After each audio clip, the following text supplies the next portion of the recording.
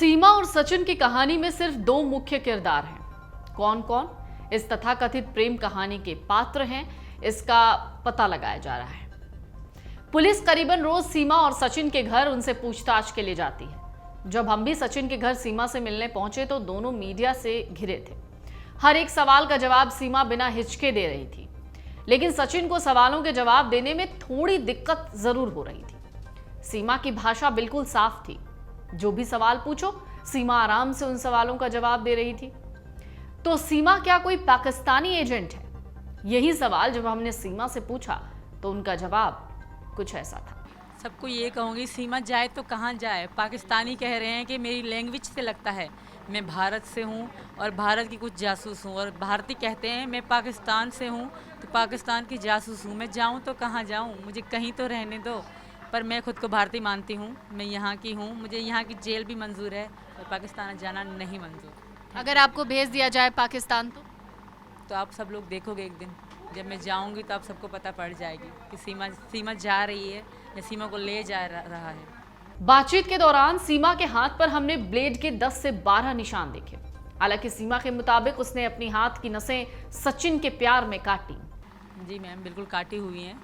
सचिन से मैं इतना प्यार करती हूँ, दुनिया में सबसे ज़्यादा नंबर 1 पे ये हैं, उसके बाद मेरे बच्चे हैं, उसके बाद मेरी मम्मी पापा हैं और कुछ। देश की राजधानी दिल्ली से करीब 65 किलोमीटर दूर ग्रेटर नोएडा के रबुपुरा में सीमा सचिन के घर पर रह रही हैं, पत्नी बनकर। सीमा पाकिस्तान से आई हैं। अगर ग्रेटर नोएडा से पाकिस्तान की दूरी देखें तो ये है करीब 817 किलोमीटर। इतनी दूर से सीमा भारत अकेले आई। हालांकि बीच में नेपाल में सचिन ने सीमा का साथ दिया था। दोनों की प्रेम कहानी की शुरुआत पबजी गेम के जरिए हुई, वहीं से प्यार ने मुकाम ले लिया। सीमा के मुताबिक वो एक गरीब परिवार से हैं और अपने 4 बच्चों के साथ बहुत मुश्किल से गुजर बसर कर रही थी। उनका पति गुलाम हैदर इस समय सऊदी अरब में है। सीमा का कहना है कि उसके पति गुलाम हैदर ने उसको मोबाइल पर तलाक दे दिया। अब उसका गुलाम के साथ कोई रिश्ता नहीं है। ऑनलाइन गेम खेलने के दौरान ही सचिन और सीमा आपस में बात करने लगे। सीमा के मुताबिक उसे अब सचिन से बात करने की आदत लग चुकी थी। हजारों किलोमीटर की दूरी कैसे मिटे, इसके लिए दोनों प्लान बनाने लग गए।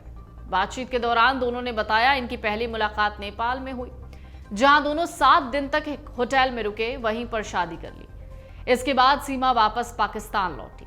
उसने बिना पासपोर्ट जाने भारत जाने का फैसला किया, वो भी अकेले नहीं, अपने 4 बच्चों के साथ, जिसमें उसकी बड़ी बेटी भी शामिल थी।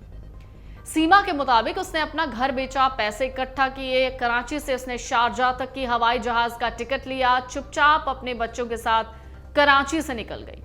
इसके बाद उसने शारजाह से नेपाल की राजधानी काठमांडू तक फ्लाइट से सफर किया। काठमांडू से उसने पोखरा तक 400 किलोमीटर तक का सफर बस से पूरा किया, जिसमें उसे लगे 28 घंटे। इस दौरान उसकी बेटी की तबीयत खराब हो गई, बस में उसे उल्टियां होने लगी।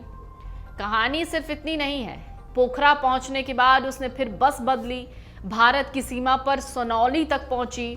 यहां पर उसको सुरक्षा बलों की पूछताछ का सामना करना पड़ा, लेकिन 4 बच्चों की मां सीमा सभी सवालों का जवाब बड़े आत्मविश्वास के साथ दे चुकी थी।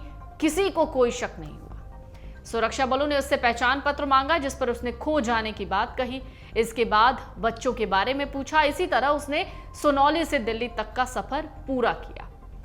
इसी दौरान सचिन के साथ लगातार संपर्क में रही। सचिन ने नोएडा के पास उसे घर में छिपाया। सचिन ने जिसे घर में कमरा ले रखा था, उसके मालिक को उसने सीमा को अपनी पत्नी कहा। सचिन ने अपने सीमा से रिश्ते की बात अपने पिता और परिजनों से बताई तो सबके होश उड़ गए। पुलिस से मिली जानकारी के मुताबिक सचिन ने अपने परिवार से सीमा की मुलाकात एक जंगल में करवाई। वहीं तय हुआ कि दोनों कोर्ट में शादी कर लेंगे। एक वकील से संपर्क किया, पूरी बात बताई। पाकिस्तान की महिला होने की बात जब वकील ने सुनी तो उनके होश उड़ गए। अब ये बात पुलिस तक पहुंची। इधर सचिन को भी शक हुआ कि पुलिस यहां आ सकती है। सचिन ने सीमा को घर से निकाल लिया, लेकिन हरियाणा में सीमा को पकड़ लिया गया। पुलिस ने दोनों को अदालत में पेश किया, जहां से जमानत मिल गई। तो इस पूरी कहानी के बीच सवाल उठता है, क्या सीमा गुलाम हैदर सच में सिर्फ सचिन के प्यार में पाकिस्तान से नोएडा पहुंची, या फिर मामला कुछ और है? क्या वो पाकिस्तान की जासूस है? ऐसे कई सवाल हैं। सवाल नंबर 1, पुलिस को सीमा के पास से फर्जी आधार कार्ड मिले। इसी आधार कार्ड को एडिट किया। इसमें सीमा को सचिन का पति बताया। सवाल उठता है, जिस तरह उसने नकली आधार कार्ड के साथ बिना किसी झिझक के झूठ बोला, वो क्या बगैर किसी ट्रेनिंग के हो सकता है, जबकि सीमा कहती हैं कि वो 5वीं पास हैं। सवाल नंबर 2, पुलिस को सीमा के पास से कई मोबाइल फोन मिले। ये मोबाइल टूटे हुए थे। सीमा से पूछा गया तो सीमा ने कहा कि इनमें से 3 मोबाइल फोन उनके बच्चों के हैं जिससे वो खेलते थे। एक फोन में तो पाकिस्तान का सिम भी था। सवाल उठता है, सीमा के पास इतने सारे फोन कहां से आए? इतने सारे फोन इस्तेमाल करने की जरूरत सीमा को क्यों पड़ गई? और अगर वो इस्तेमाल भी कर रही थी तो तोड़ा क्यों? सवाल नंबर 3, एक सामान्य सी महिला को पबजी खेलने की समझ कहां से आई, जबकि वो तो 5वीं पास है। सीमा और सचिन ने पुलिस को जो कहानी बताई उससे तो साफ जाहिर होता है कि सीमा को टेक्नोलॉजीज बहुत पसंद है। फोन का इस्तेमाल कैसे कब करना है ये वो बखूबी जानती है।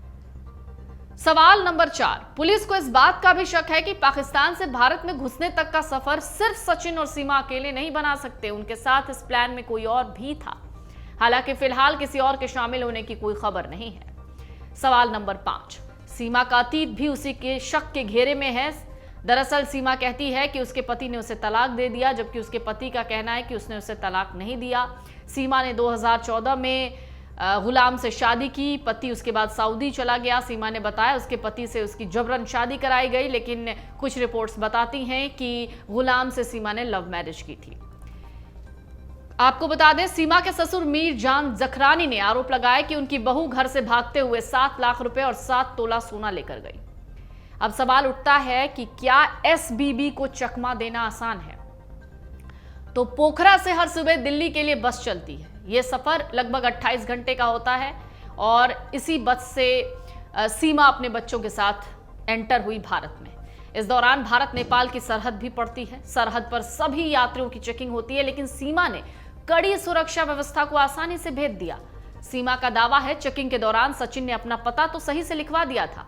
उनसे पूछताछ भी बहुत हुई। सीमा ने कहा, मेरे बैग की तलाशी ली गई, मेरे आई कार्ड के बारे में पूछा गया, लेकिन मैंने अपने बच्चों की तबीयत का हवाला दे दिया और ये कह दिया कि आईडी गुम हो गया है। 3 दिन का सफर था और बड़ी बच्ची उल्टी कर रही थी। चेकिंग करने वालों ने उन पर रहम किया।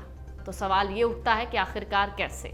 इस पूरे मामले में बहुत पेच है और शायद इसी पेच को सुलझाने के लिए पुलिस हर मुमकिन कोशिश कर रही है। अमर उजाला अब आपके टीवी पर भी। अपने स्मार्ट टीवी पर YouTube पर सर्च करें अमर उजाला, चैनल सब्सक्राइब करें और देखें ताजा खबरें, वो भी HD क्वालिटी में। और हाँ, बेल आइकन दबाना ना भूलें ताकि हर खबर हो आपके घर। अमर उजाला, निष्पक्ष, निर्भीक, निरंतर।